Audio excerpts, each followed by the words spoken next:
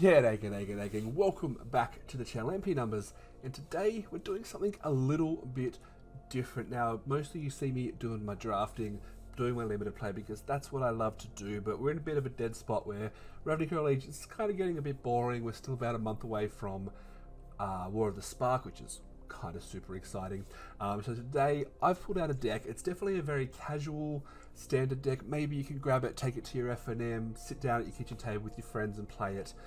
But it's fun. I've been playing a lot of games with it. I've been getting a few wins here and there. Not going to say it wins every time, but I think it's a lot of fun, especially if, like me, you like killing stuff, and more importantly, you like attacking.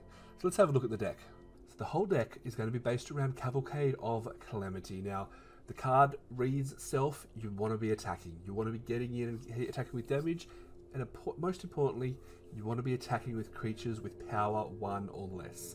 So as you can imagine, lots of creatures in this deck, lots of little fellas that are going to do a little bit of work and all chip into to being an overall good amount of damage. So let's take a look at the creature base.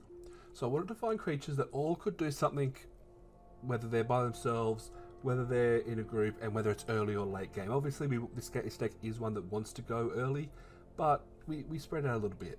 So in our 1-drop slot, we've got the Hazard Marshal, which brings in more 1/1s when you get a good attack in. The Healer's Hawk helps you gain a little bit of life back while you're chipping away the damage, and it's evasive as well. The Goblin Banneret can, in a pinch, be pumped up and do mentoring things, but most likely you're just attacking for 1. And the Tin Street Dodger is evasive. It has haste, so sometimes you can just slam it for the last point of damage. Now there is a point you can use if the game goes a little bit later. With a Goblin Banneret, you can attack for 1, get your bonus point of damage off the Cavalcade, and then pump it, which means you're not getting your mentor triggers. There have been times when I'm getting a bit behind and I need to pump it before damage to make Healer's Hawk get me an extra point on life. So there's lots of different ways you can play around with that. The rest of the creatures outside of these ones, we've got Goblin Instigators, because it's a 1/1 that brings in another 1/1. We've got 3 Clemmer Shamans, which that one's questionable. You could possibly cut that just to bring it down to have only 1 and 2 drops. But the ability to stop something from blocking if your opponent's got a big blocker, it just helps get an extra few points of damage in. You 99% of the time giving it haste. It's very rare you'd ever be putting a counter on it because it's just counterintuitive to what the deck is trying to do. Finally, I'm running a 1-of Tillanali's Summoner. Now this one is our emergency plan for if the game goes really long. It can come into play if you get to untap and attack with it while you've got heaps of land mana out. You get a whole bunch of 1/1s. If you happen to be ascended, then next turn you've got a whole bunch of extra damage from your Cavalcade of Calamity. Now besides the creature base and the Cavalcade of Calamity, we've got spells that do 2 different things. We've got 7 removal spells in the form of lightning strikes and lava coils in the interest of getting bigger things out of the way. Then we've also got 4 charges and 4 take hearts. Now both of these spells are designed to let you attack, get your damage in with Cavalcade of Calamity, and then pump it either after blockers or just to get extra points of damage in to make it lethal.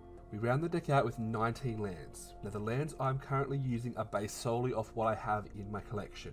If I had more Clifftop Retreats and more Sacred Foundries, I'd definitely be playing them, and I'd recommend, if you want to go for the best version of this deck, 4 of each and then just top it up with Mountains and Plains. Coming to play tapped lands where you don't get the choice or the ability to have them untapped, not really worth it, unfortunately. So that's the deck. It's pretty straightforward. You want to get Cavalcade of Calamity down pretty early. You want to get your 1-powered creatures down. You want to just be turning them sideways, attacking, taking out your blockers, and just keep pinging in for those last few points of damage. If you check out the next video in the playlist, we're going to have a bit of gameplay. You can see how it plays out. Or alternatively, if you want to see another deck I've built, which is honestly kind of similar, the Mono Black Vampires deck based around Sanctum Seeker is something I built quite a while ago, still have a lot of fun with, and it has that same mentality of just play your creatures and attack. I think I might be a bit one-dimensional here, but hey, I love attacking. I don't like messing around with all the other kind of nonsense you do.